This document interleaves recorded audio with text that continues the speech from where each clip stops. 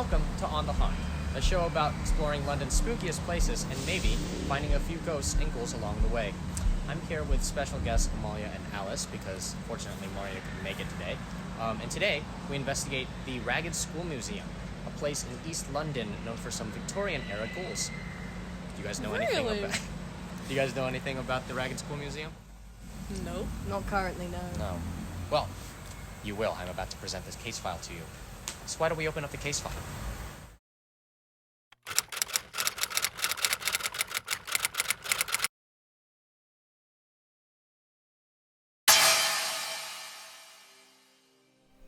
The Copperfield Road Free School was opened in East London's Mile End in 1877.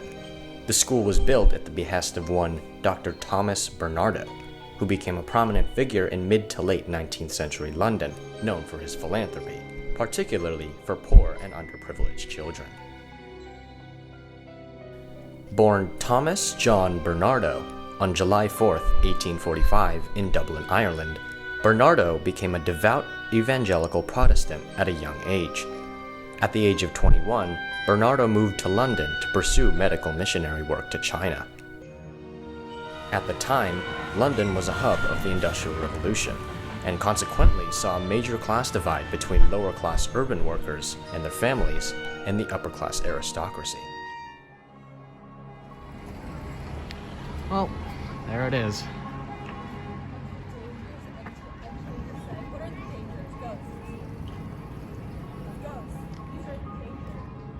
Yeah, I hate that this used to be a school.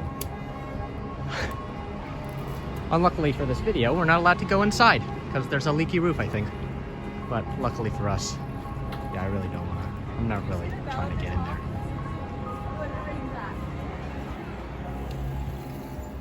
there. This social divide became immensely apparent among lower, working-class urban families, particularly among the children.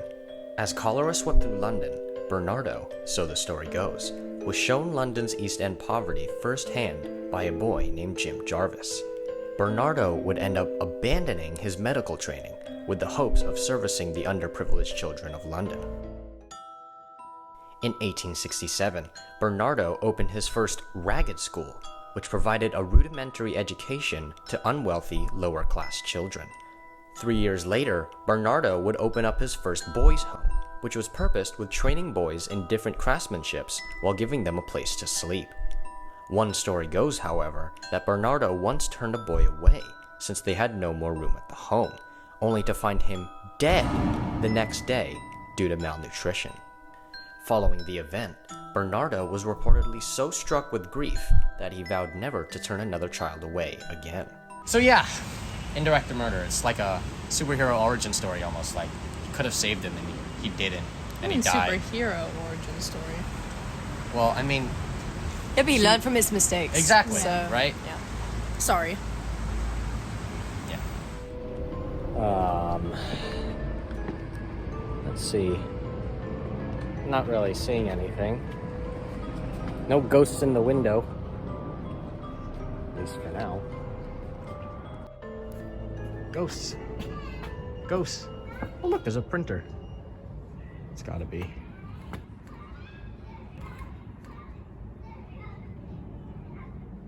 What was that?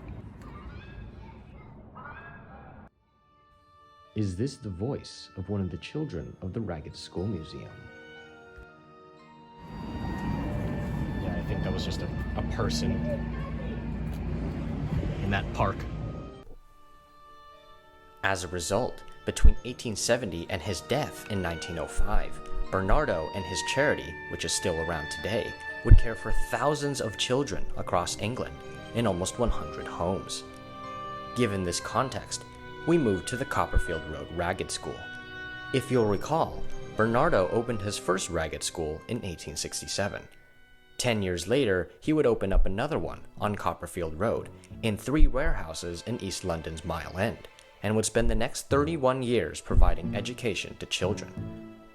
However, conditions within the Ragged Schools were far from a cakewalk. Several of the teachers were unqualified volunteer workers from around the area, and several of the buildings were poorly maintained, and one was even described on one account as sickening. Students were reportedly treated harshly, and Bernardo himself described the surrounding area as, quote, a very poor and thickly populated district, end quote. Famed author Charles Dickens once called a London ragged school miserable, citing the poor education and condition of the building. In fact, Dickens's travels and interactions, particularly within London's lower class, inspired him to write some of his most famous novels, including A Christmas Carol and Oliver Twist. So, I mean, at least that's pretty cool, right? I mean, take what you can get in this situation, yeah, right? Definitely. You win some, you lose some. With a rough history quite like some of London's old ragged schools, it's no surprise that the Copperfield Road Free School has a few spirits. Some of the spirits allegedly in the Ragged School Museum mostly include several of the children who were students there. Paranormal investigators and visitors to the museum alike have reported shadow figures, floating balls of light, disembodied voices, footsteps, bangs, and even slamming doors.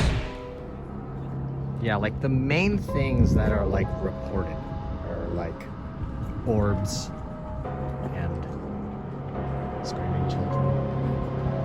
Crying Should I children. pretend to be a ghost? Say something in their time. Okay, what would like a Victorian child say? Oh, blimey!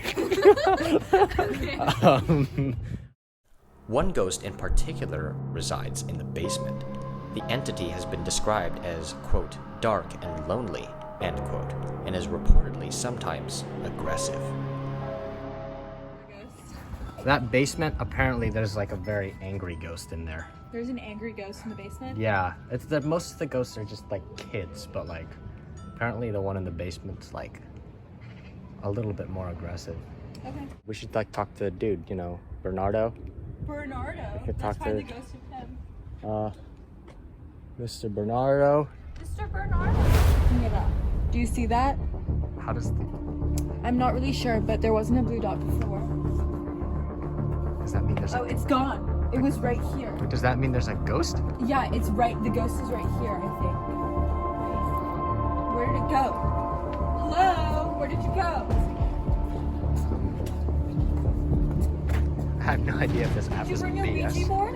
I don't own an Ouija board. I don't think this. Aiden, how are we supposed to do this properly if we don't have a Ouija board? I don't know. Not use the Ouija board? Ouija board later. I'm not picking up any ghosts just yet.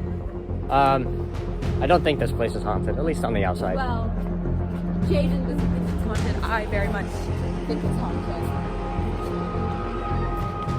Sayonara, ghost. Today, unfortunately, we have come to the conclusion that there are no ghosts inside. Perhaps when this museum opens up, we can go inside and take a deeper dive into this. But for now, from the outside, it doesn't seem like there's any ghosts. Yeah, but this place still sucks though. It still looks like hell. Well,